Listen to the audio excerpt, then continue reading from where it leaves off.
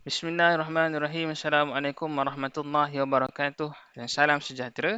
Pada sesi kali ini, saya akan terangkan bagaimanakah untuk membuat graf menggunakan Microsoft Excel dengan cara yang paling mudah, ringkas dan praktikal. Pertama sekali, tuan-tuan perlu ada data. Data macam ni tuan-tuan perlu ada. Tak kisahlah apa-apa jenis data sekalipun untuk kita plot graf. Sebab graf ni adalah representatif kepada data-data yang kita ada dalam bentuk visual. Bila mana kita tengok graf ni, kita boleh analisa data kita, kita lihat perbandingan dengan data kita dengan cara mudah, cukup sekadar pandang untuk kita memahami data-data yang kita ada yang banyak itu. Okay, mula-mula sekali, tuan-tuan select data-data yang penting yang tuan-tuan nak analisa dan kemudian tuan-tuan klik pada bahagian insert dan pergi dekat bahagian sini. Ada beberapa cadangan chart di sini. Paling senang tuan-tuan klik saja pada bahagian recommended chart ni. Dia sendiri yang akan cadangkan chart apa yang sesuai untuk data yang tuan-tuan ada. Ataupun kalau tuan-tuan nak buat secara manual, tuan-tuan boleh klik saja pada di sini.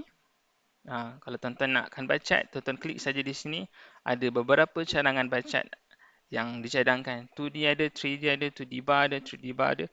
Mengikut kesesuaian ataupun apa yang tuan-tuan nak. Ataupun kalau tuan-tuan minat kepada line chart, ada juga di sini. Ada 2D line dan pelbagai ini. Hanya perlu klik saja pada chart ini.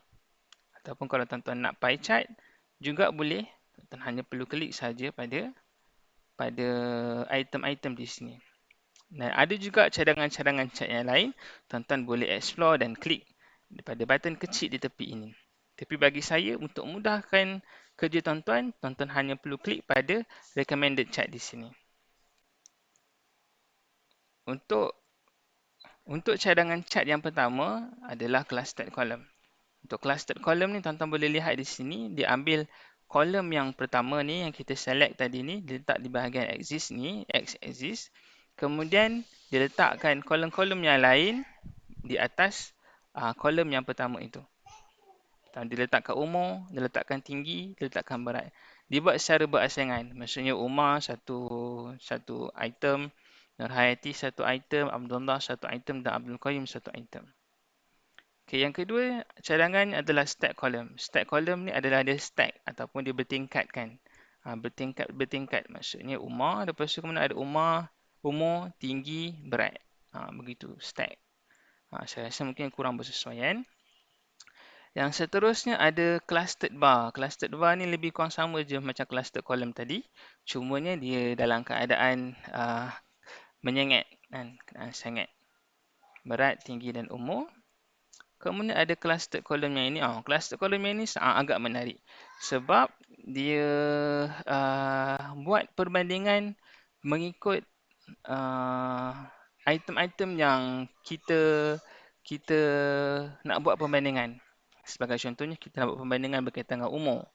Ada di sini umur, kemudian ada tinggi, ada berat. Maksudnya pengelasan dia berkaitan dengan topik-topik data yang kita ada. Sungguh menarik. Sebab kita boleh nampak kat sini, Umar dengan Nur Hayati ni Umar lebih tua. Tapi kalau nak dibandingkan dengan Abdullah Abdul Qayyum tu, Abdullah lebih berusia daripada Abdul Qayyum. Tinggi pun begitu. Umar lebih tinggi daripada Nur Hayati. Nur Hayati lebih tinggi daripada Abdullah dan Abdullah lebih tinggi daripada Abdul Qayyum.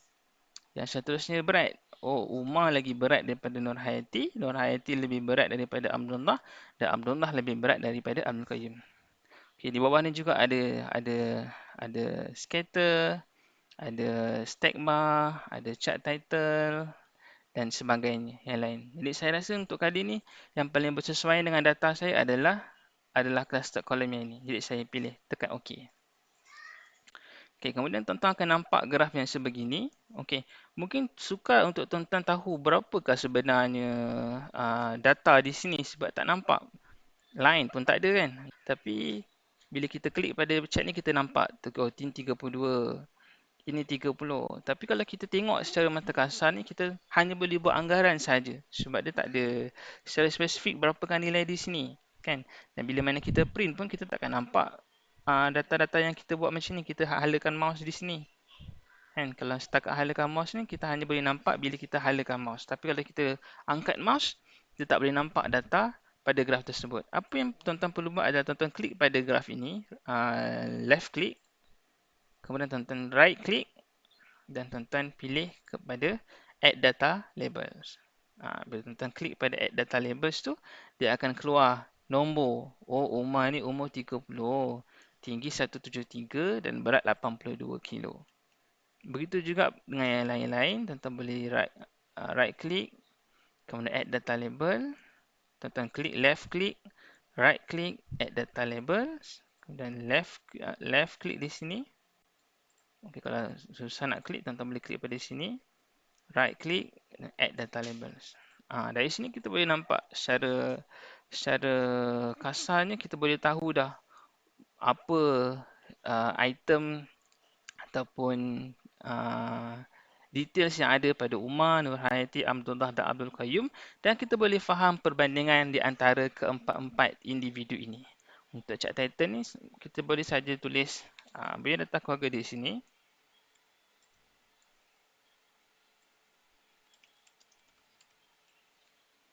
Okey, cantik. Dan kemudian kalau tuan-tuan rasa tuan-tuan nak tukar, contohnya tuan-tuan tak naklah mendata macam ni, tuan-tuan nak menegak, tekan saja pada huruf itu, nombor itu, dan tuan-tuan pergi pada text option di sini dan klik pada text box.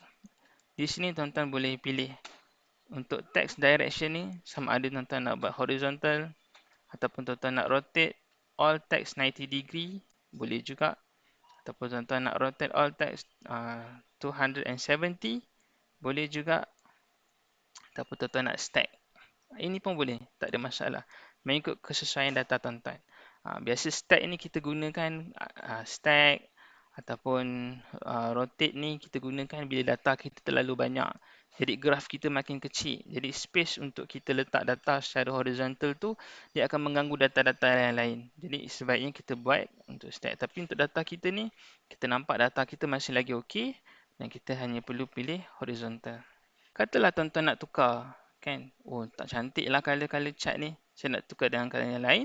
Boleh saja tuan-tuan hanya perlu klik saja pada bahagian chart tu. Tuan-tuan nampak di sini bahagian macam brush ni, brush ni, tuan-tuan klik saja pada chart style dan kemudian tuan-tuan boleh pilih color di sini. Tuan-tuan bebas untuk memilih color apa yang tuan-tuan rasa sesuai. Ataupun kalau tuan-tuan rasa color tu dah okey dah, tuan-tuan nak tukar graf punya bentuk, kan, tuan-tuan boleh pilih di sini. Nampak tu. Ada pelbagai jenis bentuk graf yang tuan-tuan boleh pilih untuk kesesuaian data yang tuan-tuan nak tengok. So biasa kita pilih bentuk graf ni mengikut mata kita lah, yang kita rasa mudah untuk kita faham. Oh, ini macam cantik, saya pilih yang ini. Okey. Itu saja yang dapat saya kongsikan berkaitan dengan cara membuat graf menggunakan Microsoft Excel. Semoga tuan-tuan dapat memahami dan dapat praktikkan apa yang saya ajar ini. Jangan lupa subscribe, like dan share. Semoga lebih ramai lagi yang mendapat manfaat. Sekadar itu sahaja daripada saya. Assalamualaikum warahmatullahi wabarakatuh dan salam sejahtera.